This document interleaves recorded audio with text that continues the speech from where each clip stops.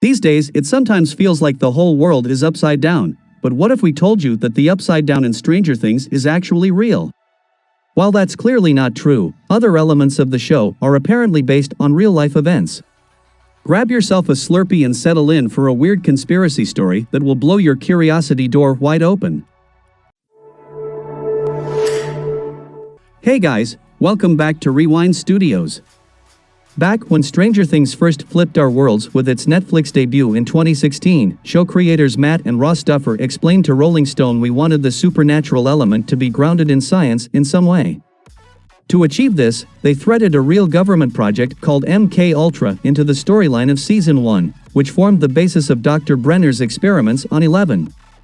On the show, Eleven's mother is actually one of the MK Ultra test subjects, and while she was pregnant, Brenner used LSD and sensory deprivation to experiment on her, unwittingly imbuing Eleven with psychic gifts. In real life, the MK Ultra project was created by the CIA in 1953 with the aim of developing mind control techniques that could give America an advantage against Russia in the Cold War.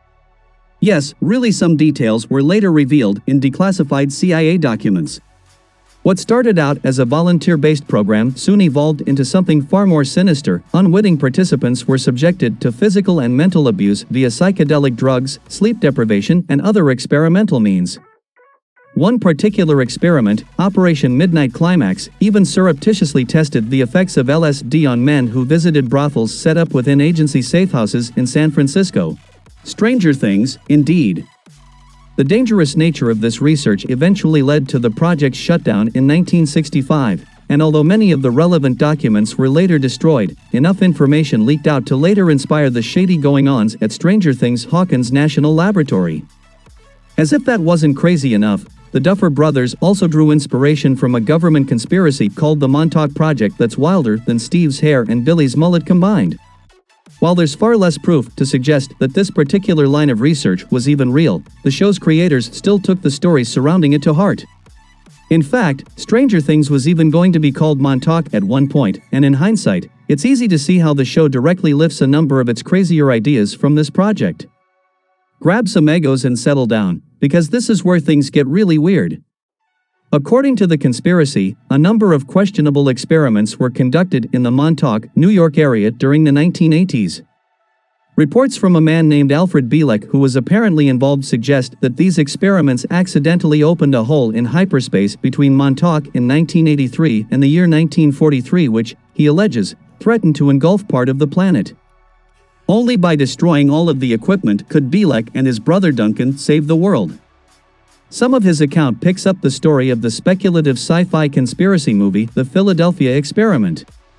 As bizarre as that sounds, it's easy to see the parallels between the conspiracy theory and Stranger Things. While time travel hasn't been incorporated into the show, the experiments on Eleven rip a hole in space which goes on to infect the town of Hawkins. To stop this, Elle and her newfound friends close the gate to save Hawkins from destruction. That's not all, though. Bielek went on to claim that his brother began to age rapidly thanks to the accident somehow. Only by traveling back in time to convince their parents to have another son could they keep Duncan alive, transferring his soul into the new brother's body. He also claims he can recall memories of life in the 28th century, so make of that what you will. Following this procedure, Duncan began to exhibit incredible psychic powers because, well, it's never really explained why.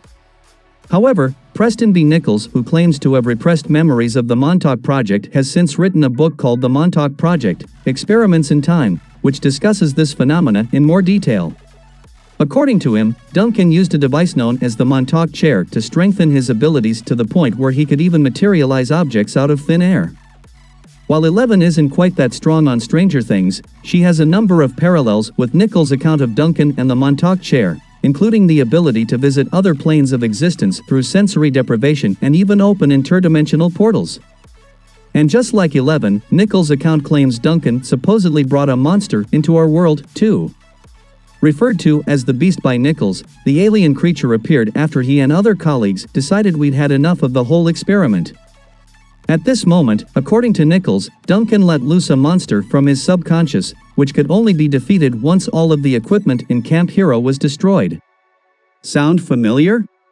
This idea has cropped up in Stranger Things more often than the Demogorgon itself, so it's no wonder that the Duffer Brothers originally wanted to name the show after Montauk. While it's been confirmed that the MK Ultra project did exist, plenty of experts have their doubts still when it comes to the Montauk project. Whether these reports are true or not, it's fascinating to see how much they inspired Stranger Things. Just don't expect Eleven to time travel or head off into space anytime soon. Hawkins still needs her.